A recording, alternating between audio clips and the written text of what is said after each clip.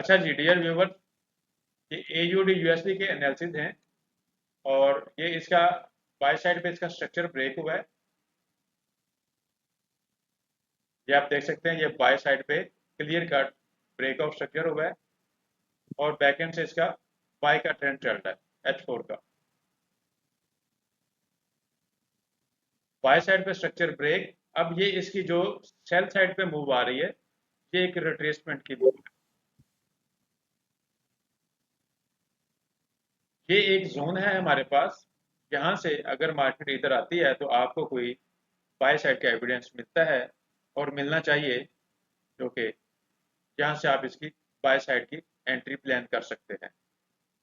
Other than दूसरी condition क्या हो सकती है, इस लो को मार्केट यहाँ पे सेल साइड पे ब्रेक कर देती है, तो ये आपका चेंज ऑफ करेक्टर हो जाएगा। क्या होगा? चेंज ऑफ करेक्टर हो जाएगा उस सूरत में। फिर इसी एरिया का कहीं टेस्ट करने जाती है या थोड़ा बहुत और ऊपर मजीद चली जाती है, तो फिर ये सेल की कहानी यहाँ पे शुरू हो जाएगी। पहला चेंज ऑफ करेक्टर होगा, दोबारा ब्रेक ऑफ स्ट्रक्चर होगा। उस सूरत में जब तक इस लो को ब्रेक नहीं करती, आपका ये AUD USD यहाँ से बुलिश जा सकता है। ज्यादातर चांसेस ये हैं जब तक इसका लो ब्रेक नहीं होता। उम्मीद करता हूँ आपको ये मेरी बात समझ आ गई होगी। ये H4 की ये सूरत हाल थी।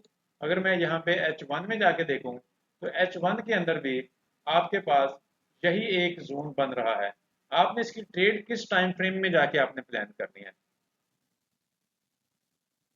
15 मिनट में या 30 मिनट के अंदर जाके आपने इसकी एंट्री प्लान करनी है?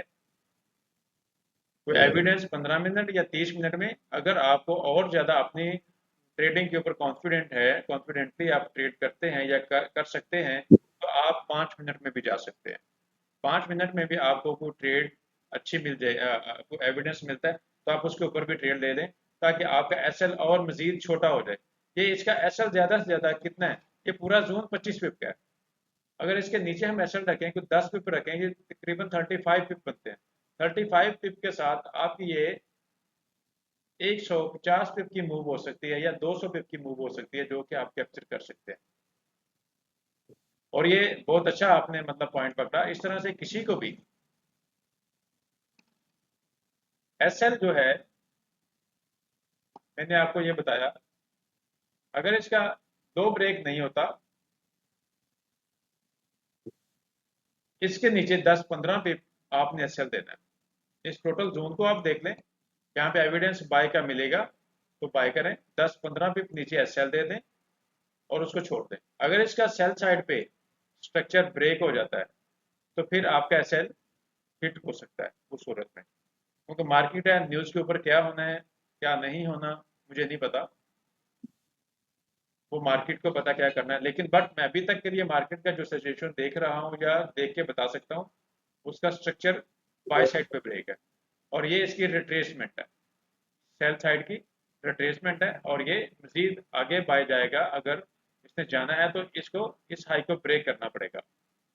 आपको फिब लेवल भी बता रहा है, आपको स्ट्रक्चर भी बता रहा है, आपके पास यहाँ पे एपीजी एरिया भी आ रहा है, आपके पास ये ऑर्डर फ्लो भी आ रहा है, आपके पास यहाँ पे ऑर्डर ब्लॉक भी आ रहा है, आपके पास यहाँ पर मल्टीपल कंडीशंस मौजूद हैं H4 H1 के अंदर, जो कि आपको बाय साइड की फेवर कर रही हैं। इसलिए आप यहाँ पे इसको बाय साइड पे देख सकते हैं। ये आज आ जाए कल आ जाए मुझे नहीं पता, न्यूज़ के ऊपर क्या रिएक्ट होना है मुझे नहीं पता। अगर न्यूज़ के ऊपर कोई ऐसी कंडीशन बनती है, तो न्यूज़ के ऊपर ट्रेडिंग के लिए मैं किसी को सजेस्ट नहीं करता कि आप न्यूज़ पर आप ट्रेड करें। न्यूज़ के ऊपर ट्रेड नॉट अलाउड। हाँ, अगर मैं बैठा हूँ तो मुझे अगर समझ आ रही है तो मैं आपको ट्रेड दे सकता हूँ, अगर मैं नहीं बैठा तो आप अपने हिसाब से अपनी ट्रेड को मैनेज करेंगे। और आपने डेमो के ऊपर ये प्रैक्टिस करनी है, ये बार बार हर दफ़ा बताया जा रहा है।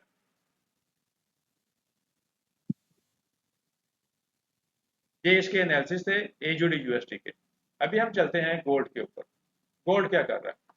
गोल्ड वहां पे अभी रेंज में फंसा हुआ है। वो वही ये बात। गोल्ड ऊपर जा रहा है सर। हाँ, गोल्ड ऊपर ही जा रहा है, बट एक रेंज में भी तो फंसा हुआ है ना कुणाल, ये एक रेंज में तो हाँ, रेंज में तो फंसा हुआ है, बट ये ऊपर जा रहा ये क्या कर रहा है ना, एक बार नीचे आ रहा है फिर ऊपर चला जा रहा है, ऐसा कर रहा है। चैनल में फंसा हुआ है बेचारा। जी जी जी सर। तो पर नादरिन, हमारा एयरटेल